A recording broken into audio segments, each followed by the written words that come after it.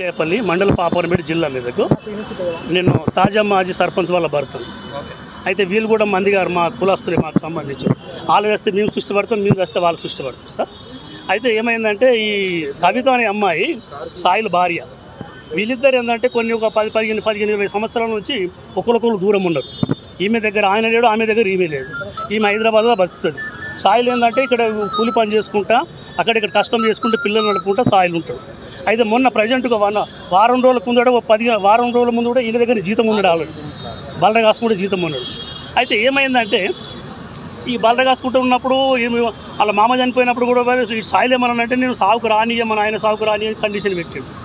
అట్లా పద్ధతి కాదు, సాగుకు రాని వెళ్ళిపోని, నీ ఇష్టం ఉంటే ఇక్కడ ఇంటికాడ ఉంచుకోలేకుండా లేదని చెప్పేసి బెదిరించినాడు. బెదిరిస్తే నేనే ఫోన్ చేసి కవిత మీ మామ చనిపోయిందమ్మా, సాగుకు రావాలంటే మా భర్త నన్ను కొడతానంట, అంటే కొట్టకుండా నేను చూసుకుంటా, సాగు గదులు చేసిపోను అని చెప్పి అన్నాను. వచ్చింది 3-4 రోజులు సాగు గదులు చేసి వెళ్ళిపోయింది మళ్ళీ. అయితే అప్పటి నుంచి ఈమెకు ఆయనకి ఎలాంటి సంబంధం లేకుండా ఉన్నారు వీళ్ళిద్దరు. అయితే ఏమైందంటే ఈయన వేరే జాగాల బలకాడ జీతం ఉన్నాడు, ఈయన జీతం వండుకుంటూ కూలి పని చేసుకుంటూ బతుకుతుండు.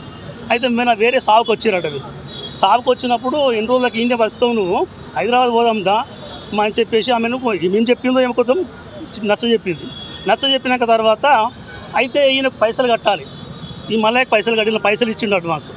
అయితే పైసలు అడికెళ్ళి తీసుకొచ్చి ఈయనకు పైసలు కట్టి ఆయన నేను తీసుకొని పోయింది హైదరాబాద్. ఆడనే నేను సెక్యూరిటీ గార్డు ఉంచుకుంటా, లేకుంటే వాచ్మెన్ ఉంచుకుంటా, ఏదైనా పని చేపించుకుంటా అని చెప్పేసి తోలుకొని పోయింది.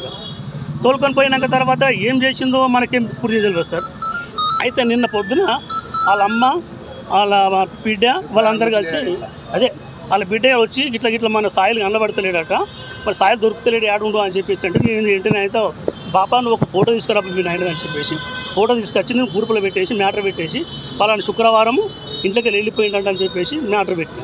అప్పటికి నేను ఫోన్ చేసిన కవిత ఏడుండమ్మా మీ సాయిలు అంటే, నాయన సాయిలు శుక్రవారం సాయంత్రం 6 గంటలకు 50,000 తీసుకొని ఇంటికాడ పైసలు కట్టేస్తా అని చెప్పి ఉసుక బండి కొట్టతందుకు పోయిండు అని అన్నాడు. ఉసుక బండి కాల్ చేస్తాను, 50,000 తీసుకొని ఉసుక బండి కాల్ చేస్తానికి ఎట్లా పోతాడు? 50,000 తీసుకొని ఇంటికి పోవాలి, ఉసుక బండి కొట్టకపోతే రకరకాల మనుషులు ఉంటారు, 50,000కి భద్రత ఎట్లుంటుంది?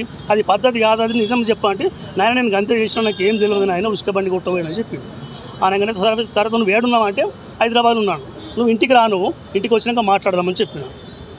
అయితే నేను సాయంత్రము ఇంటికి వచ్చింది, ఇంటికి రాగానే నన్ను పిలిచిరు, పోగానే తర్వాత కవిత ఏం జరిగిందమ్మంటే ఏం లేదు నాయన, సాయంత్రం 6 గంటలకు అయితే ఇంట్లోకి వెళ్ళిపోయాడు, ఏమైందో నాకు తెలియదు కంటే నువ్వు ఏడుండో కరెక్ట్, నువ్వు ఖచ్చితంగా నువ్వు చెప్పు, ఏమైనా తెలిస్తే నీకే తెలవాలి, హైదరాబాద్లో మన చుట్టుపక్కల రోజులు తెలియరు, ఖచ్చితంగా చెప్పమ్మా అని చెప్పిన.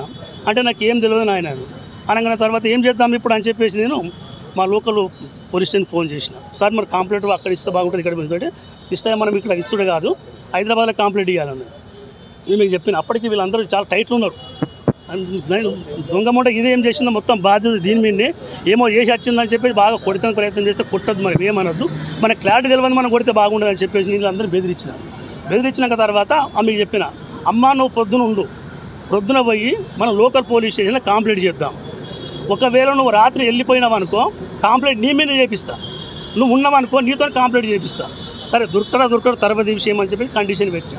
నేను ఖచ్చితంగా ఉంటాను అని చెప్పేసి రాత్రి ఇంట్లో వండుకున్నాక తర్వాత రాత్రి 2 గంటల రాత్రి నాకు పక్క ఇంటి నుంచి ఫోన్ వచ్చింది, ఇట్లా పోలీసు వాళ్ళు వచ్చారు, కవిత వేసుకోపోయినా అని చెప్పేసి అన్నారు. అనగానే సరే అని చెప్పి మళ్ళీ ఇంటి దాకా పోతే పోలీసులు అయితే తీసుకొని పోయిండ్రు, మరి ఏం సంగతి మనకు తెలియదు అని చెప్పేసి వాళ్ళు అన్నారు. అనగానే తర్వాత ఒక సార్ నెంబర్ ఇచ్చిపోయిందట.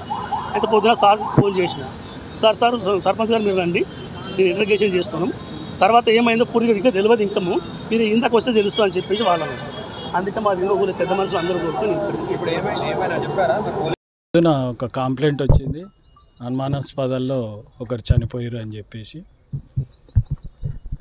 ఆ కంప్లైంట్ విచారణలో ఇక్కడ సీన్కి వచ్చినాము, అతను చంపి పూడ్చిపెట్టిరని తెలుస్తుంది. కేసు నమోదు చేసుకొని దానిపై విచారణ జరిపి మళ్ళీ మీకు చెప్తాను. Thank you.